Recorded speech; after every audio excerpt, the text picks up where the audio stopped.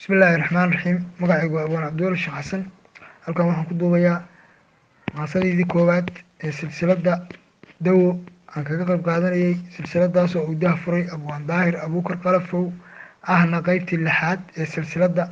indhoweyd badeelayda gabay maanan daabicini, ma durduuran laaskii murtidu dawlis maan darini, xikmaddii oraahdii diineed darartii suugaanta, dibnahayga anigoo ka jiro daayo curintiisa ayaan helay dabuubtoo habeenkoo barkii dumay dayaxuna ifaayoo dunidoo dhan daalacay fariin dabacsan aan helay.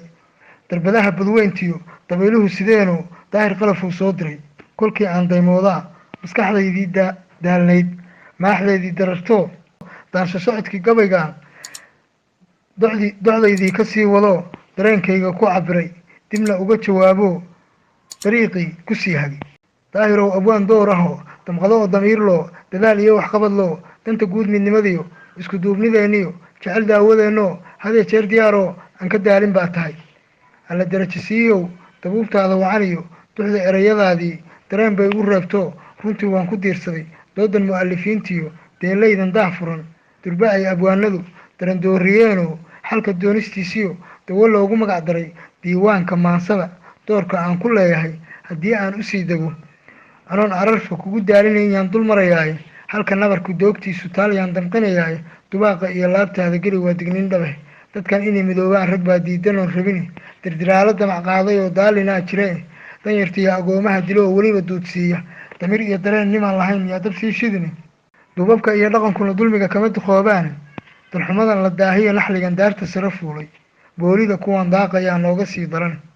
dacdarrada qabiilka iyo dulmiga daanadiiyo hooggu difootooyinkay qayb ka yihiin nala ku daandaanshay. docda kale bulshadii daalanayd ee la duudsiiyey digashiya waxay tabanayaan daqarro loo geystay. dad kuwii u xogeeyaa diloo nacabka uga daray, nin walaalkii doorshana darxuma waa u dambaysaaye.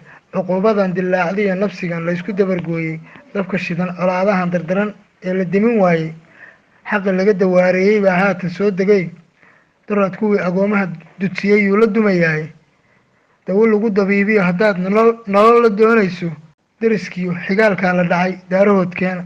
haddii kale durbaan iyo mashxarad dibad la meermeera, nin dantiis u gaar yeela oo been ku darajeeya.